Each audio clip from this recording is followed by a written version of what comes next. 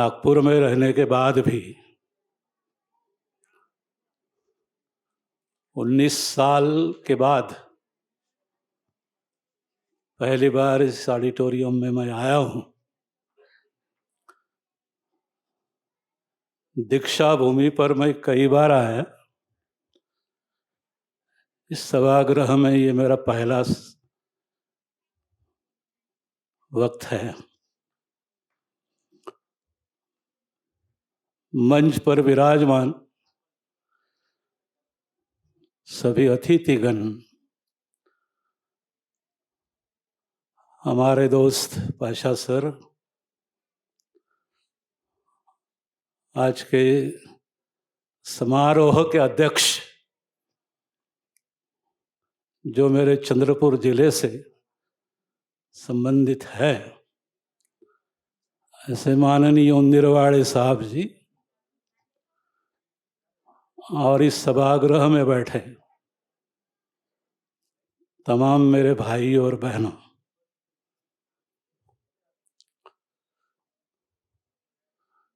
मेरे घड़ी में 4:30 का समय हो रहा है।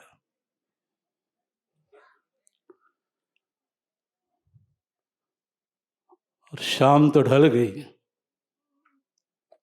जल्द ही जिंदगी की शाम भी ढलने वाली है।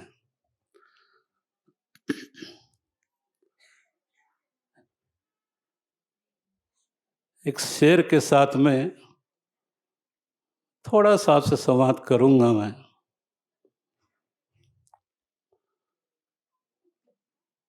किसी कवि ने कहा है कि उस चंद्र शरद की शोभा को, उस चंद्र शरद की शोभा को उस मुख चकोरन से पूछो, उस चंद्र शरद की शोभा को उस मुख चकोरन से पूछो, घन गर्ज गर्ज क्या कहता है, घन गर्ज गर्ज क्या कहता है। ये बातें मतवाले मोरन से पूछो,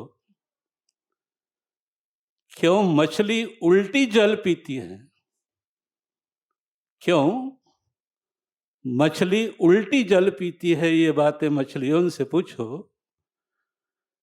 मकरंद फूलों का कैसा है, मकरंद फूलों का कैसा है। ये बातें भृंगों से पूछो, और संविधान की महिमा कैसी है, ये बातें अम्बेडकरवादियों से पूछो।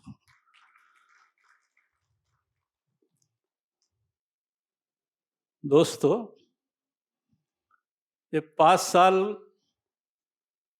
इस अवधि के लिए चुनकर जाने वाले सांसदों और आमदारों के बारे में एक हमारे मराठी कवि विठ्ठल वाघ का कहना है कि आम्ही मेंढर मेंढर,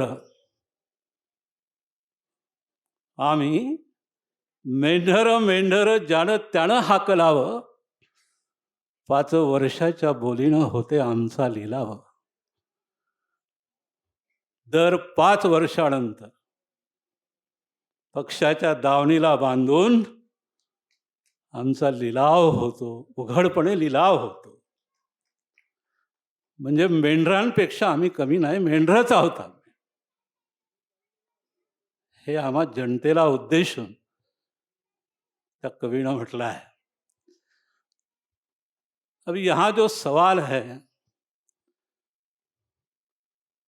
नगराले साहब को मैं धन्यवाद देना चाहूंगा कि विषय तो उन्होंने बहुत गंभीर रखा है, लेकिन इस विषय को अगर अपन उल्टा पढ़े तो सब्जेक्ट होगा कि आम्बेडकरवादियों से प्रधानमंत्री और समाजवादियों से अपोजिशन लीडर। क्यों आपने ऐसा सब्जेक्ट नहीं रखा नगराले सर? क्यों आम्बेडकरवादी प्रधानमंत्री नहीं बन सकते? किसी के ठेकेदारी है प्रधानमंत्री बनने की? तो सब्जेक्ट ऐसा होना चाहिए था कि अम्बेडकरवादियों से प्रधानमंत्री और समाजवादियों से विरोधी पक्ष नेता।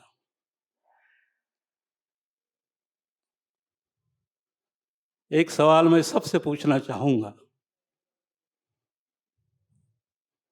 कि किसे हम समाजवादी कहते हैं और किसे हम अम्बेडकरवादी कहते हैं? बताओ मुझे डेफिनेशन। कोई परिभाषा नहीं है। इस देश का ऐसा कोई भी नागरिक नहीं है जो खुद को अम्बेडकरवादी ना कहता हो। वो किसी भी विचारधारा का इंसान हो, बाबा साहब का नाम लिए बगैर वो रहता नहीं। आपने समाजवादी और अम्बेडकरवादी ये दो अलग ग्रुप बना दिए इस सब्जेक्ट के माध्यम से। क्यों बाबा साहब अम्बेडकर के अनुयायी विरोध में बैठे हैं?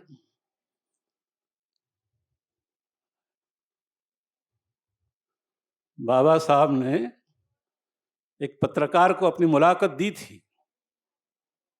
पत्रकार ने कहा था कि आप कांग्रेस में क्यों नहीं आते? बाबा साहब ने जवाब दिया था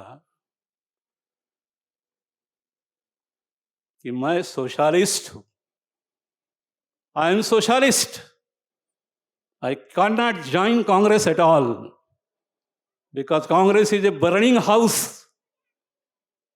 जलता मकान है कांग्रेस। क्यों मुझे बुला रहे हैं आप? बाबा साहब अम्बेडकर सोशल डेमोक्रेसी के चाहने वाले थे। सामाजिक लोक गणतंत्र जनतंत्र के वो उपासक थे। एक बात ध्यान में रखना जरूरी है कि भारत देश में कई धर्म है, पंथ है, संप्रदाय है। हो सकता है कि कुरान को मानने वाला त्रिपिटक को ना माने, बुद्ध धम्म को मानने वाला इस्लाम को ना माने, इस्लाम को मानने वाला क्रिश्चियन धर्म ग्रंथ बाइबल को नहीं माने। हर धर्म को अपना अपना धर्म ग्रंथ पसंद है, उसमें उनका विश्वास है। एक दूसरे के धर्म को नहीं मानते, अपने धर्म के मुताबिक चलते हैं, अपने तत्वज्ञान के मुताबिक उनका आचरण होता है। लेकिन बाबा साहब ने यहाँ की जनता को, यहाँ इस देश को एक ऐसा धर्म दिया और ऐसा धर्म ग्रंथ दिया जो इस देश का मुस्लिम हो, चाहे क्रिश्चियन हो, चाहे बौद्ध हो या इस्लाम हो, या आदिवासी हो या किसी भी जाति धर्म का हो, सबने मानना चाहिए, सबने नतमस्तक हो उस ग्रंथ के सामने। ऐसा एक धर्म ग्रंथ बाबा साहब ने दिया जिसका नाम है इंडियन कॉन्स्टिट्यूशन, भारतीय संविधान। इस संविधान के प्रियम्बल में, संविधान लिखने के बाद में बाबा साहब ने आखिरी में प्रियम्बल लिखा था, प्राकथन लिखा था। उस प्राकथन में बाबा साहब ने एक वर्ड इस्तेमाल किया है, We the people of India, we the people of India having solemnly resolved to constitute India as a secular, socialistic, democratic republic and to secure to all its citizens justice, liberty, equality and fraternity, समता, बंधुता, न्याय और समानता, इन चार तत्वों को, इन मूल्यों को बाबा साहब ने दिया था। अब समझ में ये नहीं आ रहा है कि इस डेमोक्रेटिक तंत्र में, डेमोक्रेसी, लोकशाही ये शब्द आया कहां से? डेमास एंड क्रेटिक्स, ये जो ग्रीक शब्द है दो, इनसे डेमोक्रेटिक गणतंत्र, जिसको लोकशाही बोलते हैं, डेमास यानी लोग, और क्रेटिक मीन्स राज्य, जहां लोगों के कल्याण के लिए, जहां समता, बंधुता, न्याय और भाईचारा इन मूल्यों का प्रावधान हो, ऐसा गणतंत्र, लोगों से, लोगों के लिए, लोगों की तरफ से चलाया गया राज्य, मतलब डेमोक्रेसी, गणतंत्र। यहां मैंने सुना कि सभी वक्ताओं ने, सिर्फ पाशा सर को छोड़कर, किसी ने भी आदिवासी के बारे में कुछ भी नहीं कहा। अपनी अपनी बात तो ठीक है, क्योंकि फेडरेशन का नाम ही SC ST OBC फेडरेशन है। मैं जिस दल से, मैं जिस जनजाति से आता हूं, वो आदिवासी की जनजाति। आपके दिलों में, आपके दिमाग में और आपके सामने जो छवि रखी है कि लंगोटी पहनने वाला ही आदिवासी आदमी, नंगे बदन वाला, कंदमूल खाने वाला, गिरी कंदराओं में रहने वाला, वो जंगली लंगोटी बहादुर यानी आदिवासी, उस समुदाय से मैं आया हूं। मेरा जन्म ही गढ़चिरौली जिले में हुआ, उसकी बात तो कोई करता नहीं है।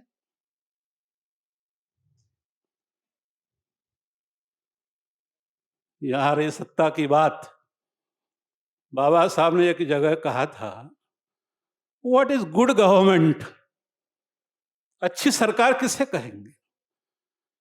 और जो भी चर्चा यहां चल रही है, वो अच्छे सरकार के लिए ही चल रही है ना। क्यों बदलना चाहते हैं आप सरकार? 2024 का चुनाव क्यों लड़ना चाहते हैं? अच्छी सरकार लाने के लिए है ना। तो what do you mean by good government? किसे कहेंगे आप अच्छी सरकार, और क्यों चाहते हैं आप अच्छी सरकार? बाबा साहब ने डेफिनेशन दी थी कि good government means good laws and good administration, and this is the essence of good government.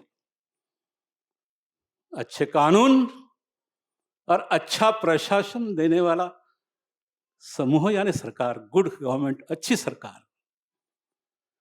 तो इस परिभाषा के अनुसार विद्यमान सरकार चल रही है या नहीं, इसका फैसला आपको करना है। और अगर ये फैसला आप करने में गलती करते हो, you can not bring good government in the central, you will be always sufferers. अभी सवाल मेरे सामने यह है कि हम तो राजा लोग थे, 800 साल गोंडवाना लैंड में हमारा राज रहा है। जैसे प्राचा सर ने कहा कि 900 साल मुस्लिमों ने राज किया, मेरे बाप दादाओं ने 800 साल राज किया गोंडवाना में। और आप जितने भी लोग यहां बैठे हो, आप भी गोंडवाना के ही निवासी हो, ध्यान में रखिएगा। पूरा अफ्रीका खंड, it was known as Gondwana, पूरा अफ्रीका खंड गोंडवाना के नाम से जाना जाता था। और ये गोंडवाना लैंड है जहां आप रह रहे हैं। चंद्रपुर में जहां से अध्यक्ष महोदय आए हैं, वो बताएंगे कि चंद्रपुर के राजगद्दी पर 30 गोंड राजा थे। हमारा भी प्रशासन था, हमारे भी कानून थे, हमारी राजसत्ता थी। कहां गई वो राजसत्ता?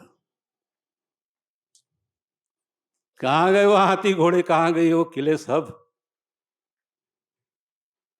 लंगोटी पहनकर जंगल में घूम रहे आज भी। मैं जगदलपुर में गया था, वहां जरा बड़ा माड़िया और छोटा माड़िया 2 माड़िया है। तो वहां बड़ा माड़िया रहता है। उस बाजार में एक द्रोण में लाल चिटिया जो होती है वो तेल में तलकर बेच रहे थे माड़िया पेट के लिए। मैंने पैसे देकर वो खरीदा और खा के देखा वो चीटियां कैसे लगती है। जहां पेट के लिए चीटियां बेची जाती है, ऐसा जीना हमारे हिस्से में आया है। क्या बताएं आपको। अभी हमारे देश के प्रधानमंत्री, हमारे देश के राष्ट्रपति जी द्रौपदी मुर्मू मैडम, मैं गया था रांची, उस समय वो राज्यपाल थी झारखंड की। वो आदिवासी धर्म सम्मेलन हुआ था, महाराष्ट्र से मुझे बुलाया गया था। वह जर्मन, थाईलैंड, जापान, जर्मनी के लोग आए थे और आदिवासी फिलॉसफी, ट्राइबल फिलॉसफी, इस पर भाषण हुआ मेरा। मैडम बैठी थी चीफ गेस्ट के रूप में, मुख्यमंत्री सोरेन साहब भी बैठे थे, अब राष्ट्रपति बन बैठे। अभी हमारे विचारक लोग कहते हैं, आरोप करते हैं कि भाजपा वालों ने मुर्मू मैडम को मंदिरों में लेकर प्रार्थना करवाई, उनसे सारे ब्राह्मणी संस्कार में उनको डुबो दिया है, ऐसा हमारे विचारकों का कहना है। अपने अपने राय है, उनके पार्टी से चुनकर आई, शुभेच्छाएं हैं उनको मेरी, लेकिन केंद्र से सत्ता भाजपा के हटाना, it's a challenge before we people. मैं आपसे एक सवाल पूछना चाहूंगा कि आपने परिभाषा बनाई है, किसे आंबेडकरवादी और किसे समाजवादी कहते हैं, इसकी कोई डेफिनेशन मेरे सामने नहीं आ रही। नगराले साहब ने प्रास्ताविक में कहा था कि जो भी समता, स्वतंत्रता, बंधुता, न्याय इन मूल्यों को मानता है वो सारे समाजवादी, और जो इनको नहीं मानते वो समाजवादी नहीं हो सकते। मेरा ऐसा कहना है कि पहले परिभाषा बनाइए आप। ऐसा कोई थर्मामीटर तो है ही नहीं, किसी को लगाए तो पहचान में आ जाए कि नहीं ये आंबेडकरवादी है, ये समाजवादी है। इसका कोई मेजरमेंट नहीं बनाया आपने अभी तक, और ये बेसिक बातें जब तक आप बनाएंगे नहीं, कुछ नहीं होने वाला। भाजपा में भी ऐसे लोग हैं, वो भी कहते हैं कि हम आंबेडकरवादी हैं। सभी कहते हैं हम आंबेडकरवादी हैं। क्या उनको मानने, उनको स्वीकारेंगे नहीं आप? है क्या आखिरी में? किसे स्वीकार करे और किसको नकारा जाए, इसकी कोई बॉर्डर नहीं बनाई आपने। और एक बात ध्यान में रखना जरूरी है कि डेमोक्रेसी में बाबा साहब ने स्वयं 2 पार्टियों का जिक्र किया है। One party should be in power and another party should be in opposition. कितनी पार्टियां है देश में? 356 राजनीतिक दल चुनाव आयोग में रजिस्टर्ड है। हर एक की अपनी अपनी विचारधाराएं हैं, हर एक के अपने अपने पक्ष है, और उनके मंगलसूत्र पहनकर कार्यकर्ता लोग काम कर रहे हैं। क्या वो छोड़ने वाले हैं? क्या है आपका एजेंडा?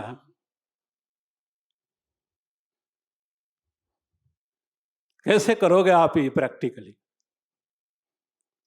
ये दुख के साथ कहना पड़ रहा है, मैं 2 बार चुनाव लड़ चुका हूं। Be practical. थ्योरी से कुछ नहीं होने वाला। 1995 का चुनाव में लड़ा था, आरमोरी क्षेत्र से लड़ा था। 2004 का चुनाव बीएसपी से लड़ा था मैं। स्वयं मायावती जी आई थी प्रचार के लिए, हेलीकॉप्टर से आई थी गढ़चिरौली में। 1 लाख रुपए किराया मैंने दिया था मैडम को हेलीकॉप्टर का, और गर्दी इतनी थी क्या बताऊं आपको। छत पर बैठे थे लोग मायावती को सुनने के लिए, फुल ग्राउंड था।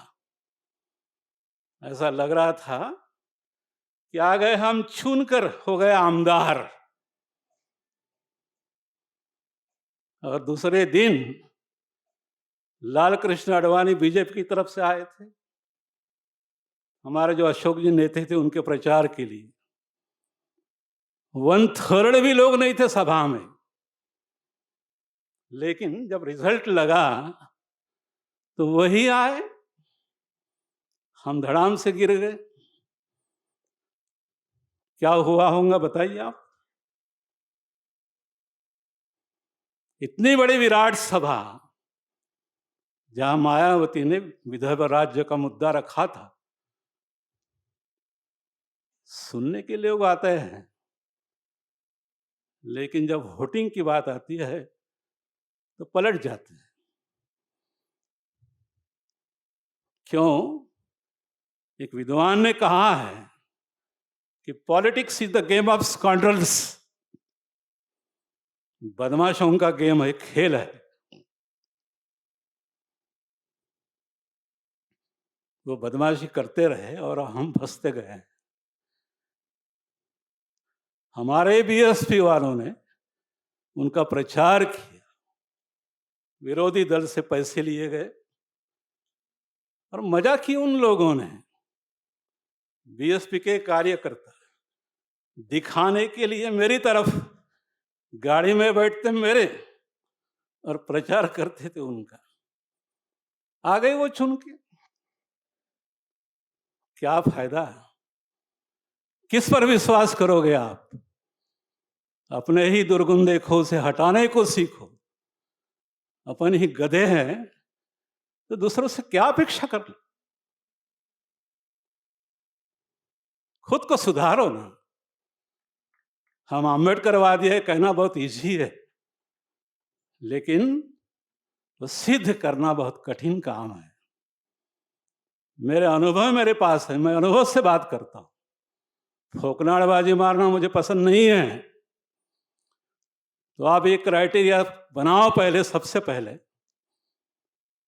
पूरा हिंदुस्तान, पूरा भारत आप घूमो सर, और देखो कि कितने अम्बेडकराइट्स आपसे जुड़ते हैं। वो कौन समाजवादी है, वो लोगों के सामने उनको पेश करो, पहले उनसे शपथ लो, प्रतिज्ञा करवाओ। वो फूटे नहीं, बदले नहीं, तब तुम्हारे यह मिशन कामयाब होगा। नहीं तो कोई उसमें दम नहीं है, फालतू बात है। प्रैक्टिकल करो जरा। राहुल गांधी ने तो भारत जोड़ो यात्रा बनाई।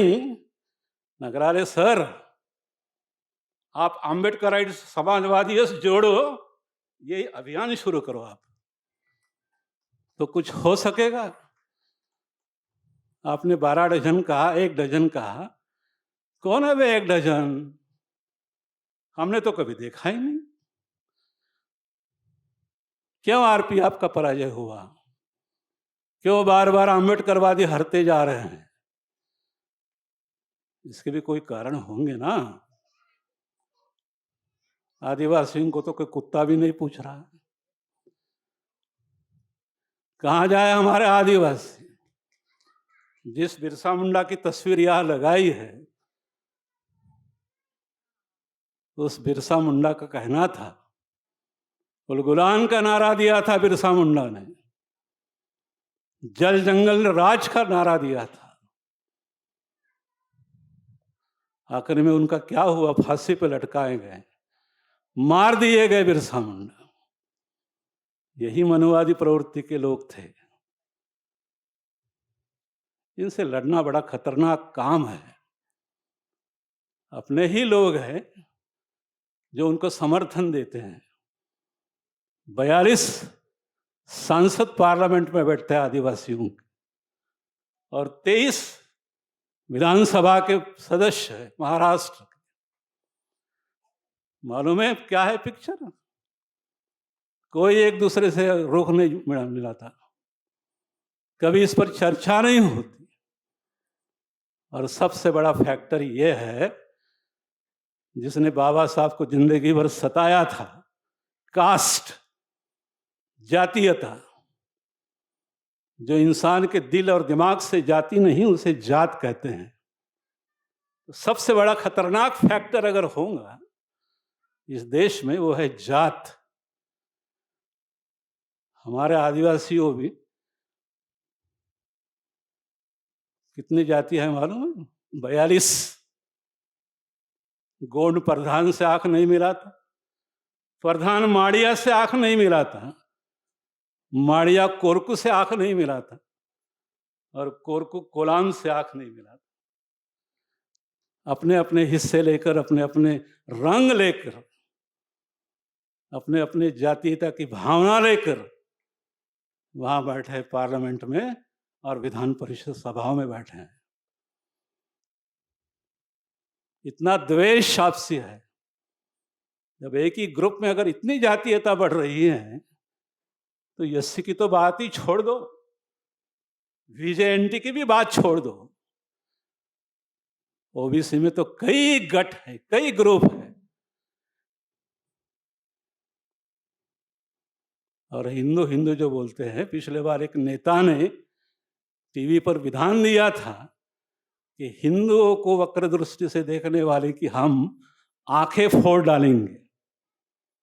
मतलब बात करना भी अब खतरनाक हो गया है। इतनी जातीयता, इतना धर्मवाद जिस देश में, जिस प्रांत में बढ़ गया हो, वहां अपना सॉल्यूशन, अपनी थियरी पनपना इतना आसान नहीं है। और यही कारण है कि भाजपा वाले बार बार चुनते आ रहे हैं। अपनी एक ही थियरी अगर आपको मिशन चलाना हो, तो एक सॉल्यूशन दूंगा, सिर्फ सिंपल सॉल्यूशन है कि अपने कार्यकर्ता से कहो कि माप से कोई मतलब ना रखे, अपने विचार के 5 ही लोग वो जमा करें। एक आम्बेडकराइट ने 5 फॉलोअर्स बनाना है, एक समाजवादी ने 5 अनुयायी बनाना है। यही उनका तंत्र है बीजेपी वालों का। वो हजारों लोगों को बनाने की बात नहीं करते। उनका फरमान है कि जाओ आदिवासियों में, 5 आदिवासी अपने पास बुलाओ, 5-5 का सिर्फ टारगेट देते हैं, और सब मिला के एक जमघट तैयार होता है। और यह है उनकी पॉलिटिकल स्ट्रेटेजी। इस प्रकार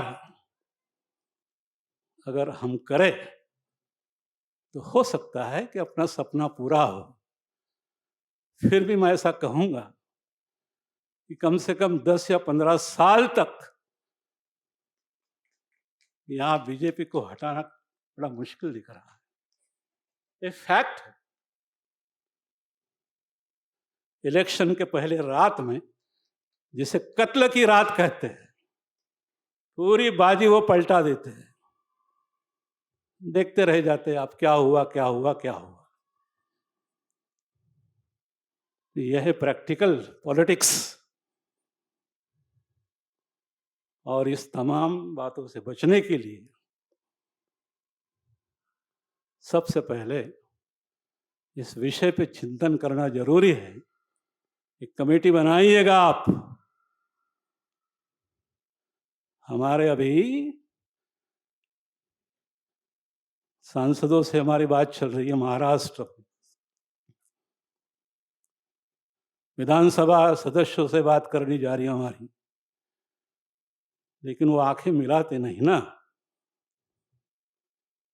आपके लिए बताना चाहूंगा कि आजादी के 75 साल में एक भी आदिवासी आदमी, जहां विद्वानों की कमी नहीं है आदिवासियों में, आज पढ़े लिखे लोग हैं, डॉक्टरेट लोग हैं, डिग्री होल्डर्स है आदिवासियों में,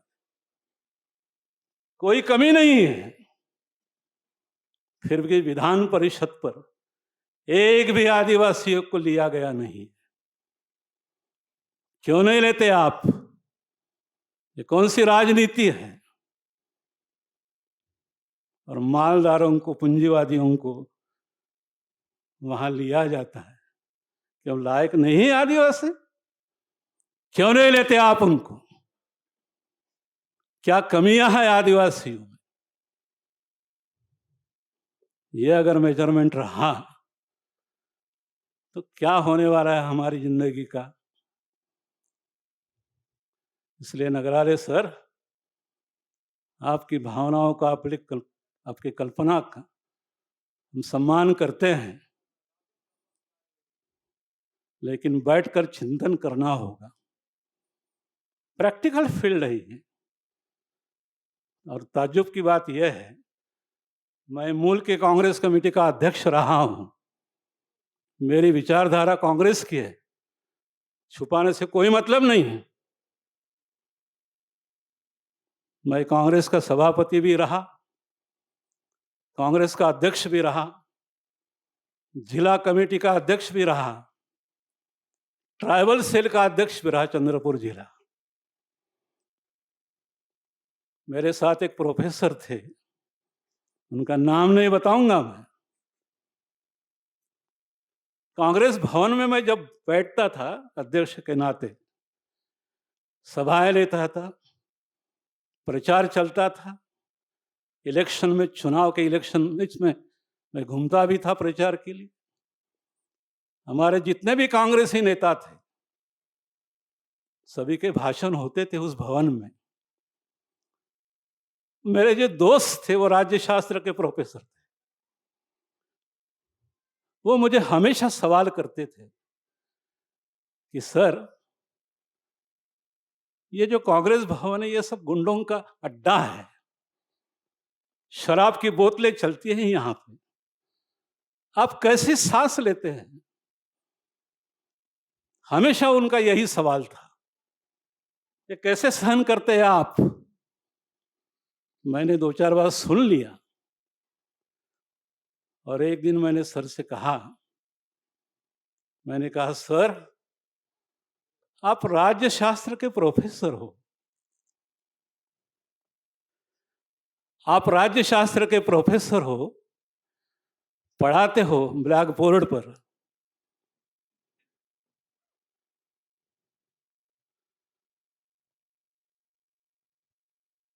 आप जैसे प्रोफेसर्स पढ़ाने का काम करते हैं, और जिन्हें राज्य शास्त्र की ABCD नहीं मालूम, वो पार्लियामेंट में बनाकर कानून करते हैं, और वो कानून आप पढ़ाते हैं। अगर आप जैसे प्रोफेसर की धारणा अगर इस प्रकार से रही, पढ़े लिखे लोग ही जब कतराने लगे, तो क्या होगा हमारी डेमोक्रेसी का? तो राजनीति में तो आप जैसे प्रोफेसर आने चाहिए।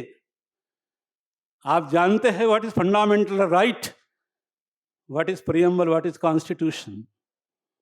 आप ही ऐसी बातें कर रहे हैं बेवकूफ जैसे। तो यह है हमारे देश का सत्य। इसलिए पढ़े लिखे लोगों से बाबा साहब ने कहा था कि मुझे जनता ने धोखा नहीं दिया, मुझे धोखा दिया पढ़े लिखे लोगों ने ही।